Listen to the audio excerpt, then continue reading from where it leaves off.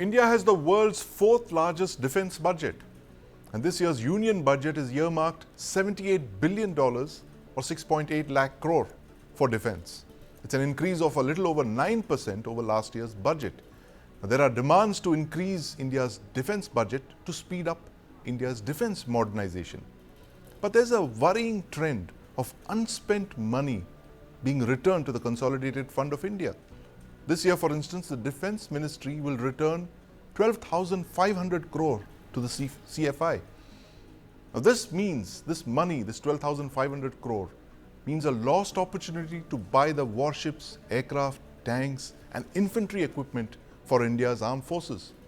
Now these procurement delays were flagged by the Defense Secretary himself, Mr. R.K. Singh. Last December he said, and I quote, "Our procurement policy for a long time has been broken, and I make no secret of that. It's true, we have not been able to do things on time. The timelines we have given ourselves are too luxurious, and very basic things like preparing requests for proposals or RFPs in time, even before you go in for an acceptance of necessity, were not being done." Now, why are such delays happening, and what needs to be done to speed up these processes? Because very clearly there's a cost attached to all of this. To discuss this, I have with me Lieutenant General Sanjay Kulkarni and Wing Commander Praful Bakshi. Gentlemen, welcome to the News9 Plus show. General Kulkarni, what's the problem really? Why are we unable to spend even the money that is earmarked to us? There is a different argument for hiking the defense budget, but even the funds that are allotted to you are not being spent. 12,500 crore is $1.5 billion. It's a lot of money to be returning at the end of the year. Sandeep, what really happens is, the money is appropriated under the capital head and the revenue head. The revenue expenditures generally get expended because that's something which is day to day.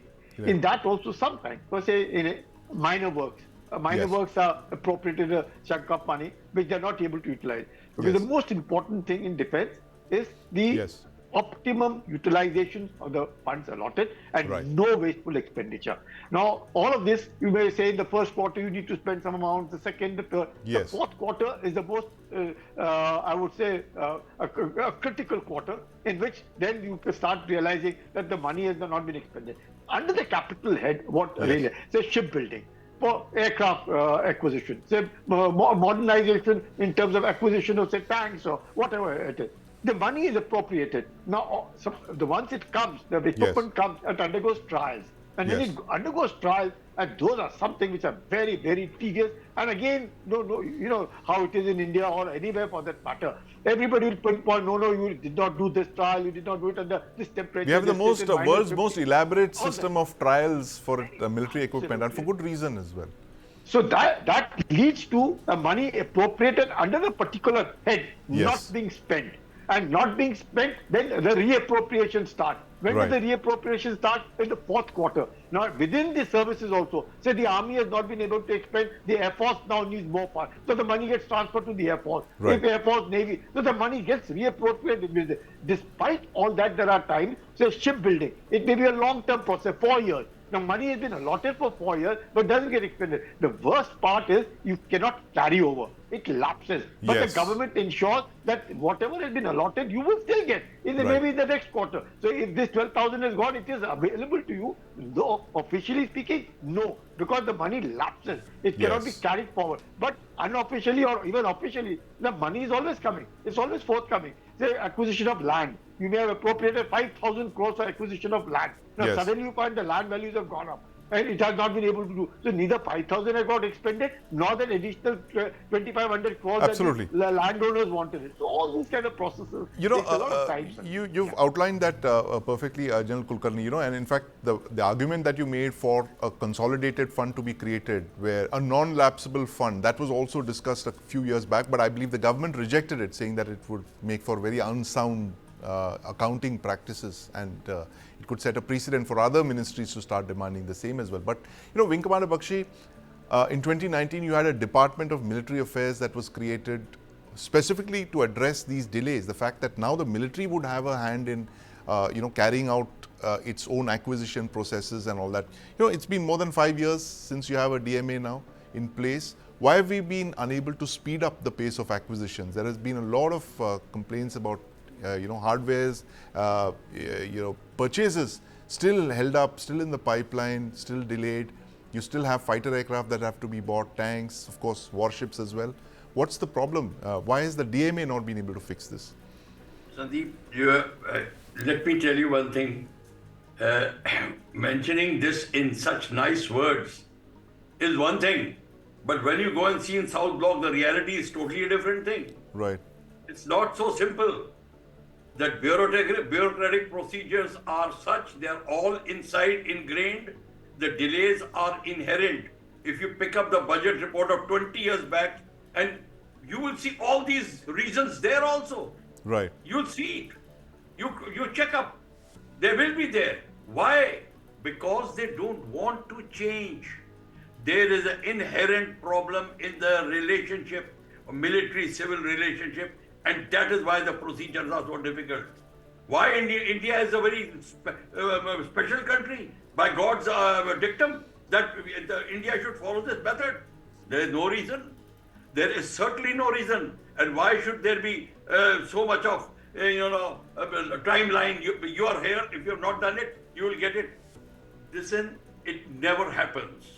We are always left in lurch. Why? Because of the procedures which are difficult. We never address that problem. Right. We always discuss the budget, what happened and what not didn't happen.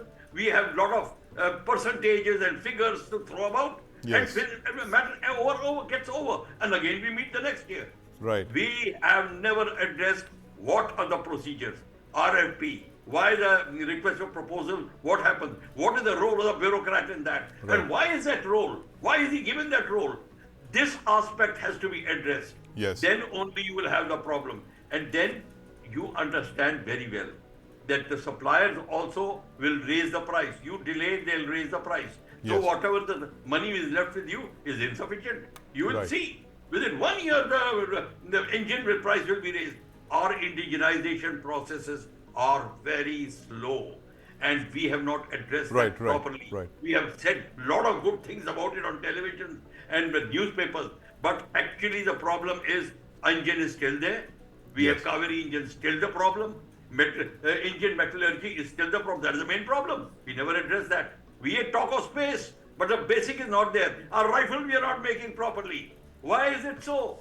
There has to be something basically wrong with our system. Right. It is indeed. And it's been admitted to by none other than the Defense Secretary, Mr. R.K. Singh himself, where he says that we have a problem. The system is broken. But, Vinkamada Bakshi, coming back to my earlier question about the specialist cadre that's required, you need a specialist directorate to handle acquisitions that will do nothing but acquisitions, and that will be staffed by these specialists.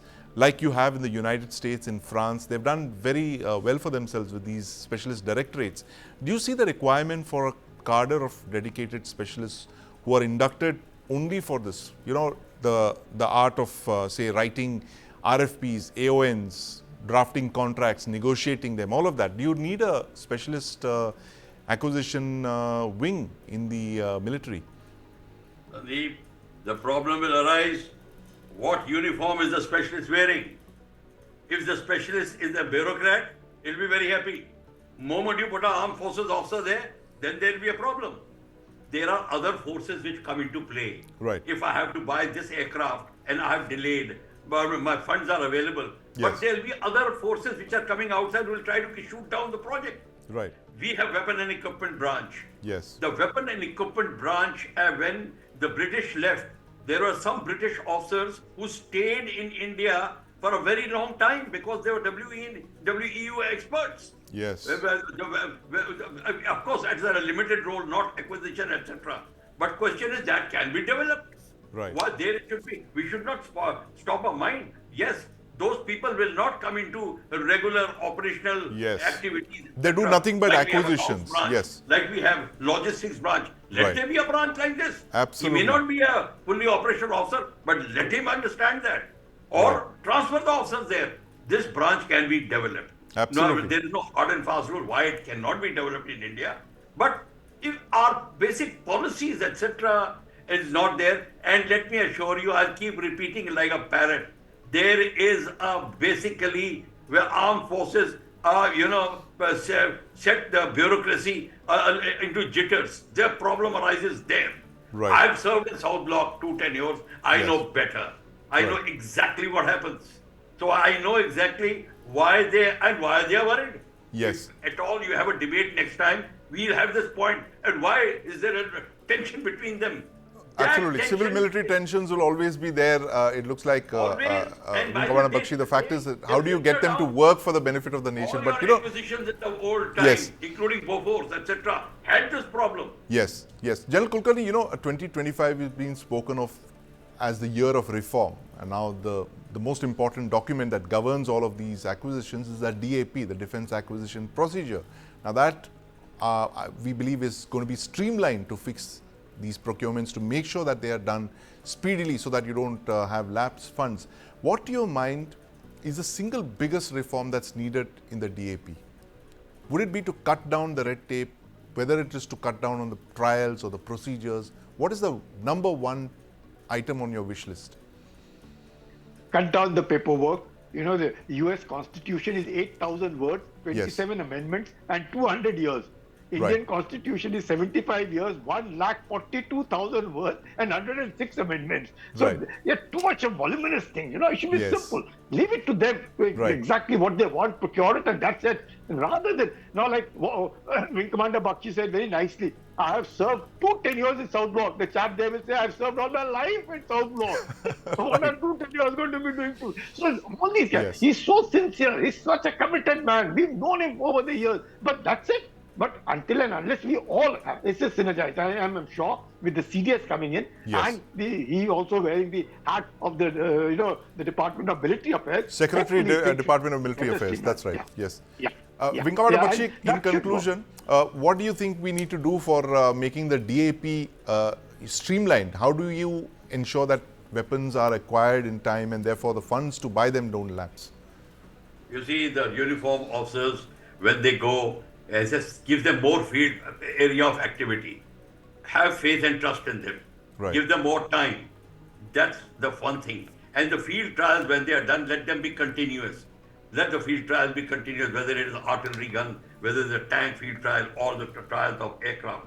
Now, there are other countries which take shortcuts. For example, America, when they had to put the Patriot gun missile, they got from Raytheon company, located a Patriot missile, did 2 shots, fired 2 Patriots, and Yes. it became a field trial is over. Now, Right. we don't want that sort of a thing. Right. But it can be done if we want to do it, if there is a will. The whole procedure will stop, but very, very professional officers Yes. who are dedicated to this work and with long tenure must be in this thing. You cannot bring out one officer from Absolutely. outside and just put him and give him 1 week or 10 days and then he goes back.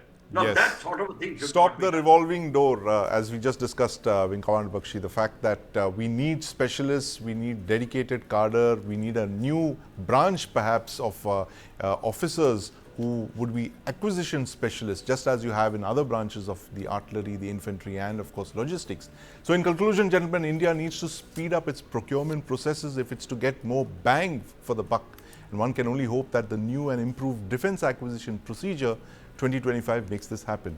Thank you very much, General Kulkarni, Vinkamana Bakshi, for joining us.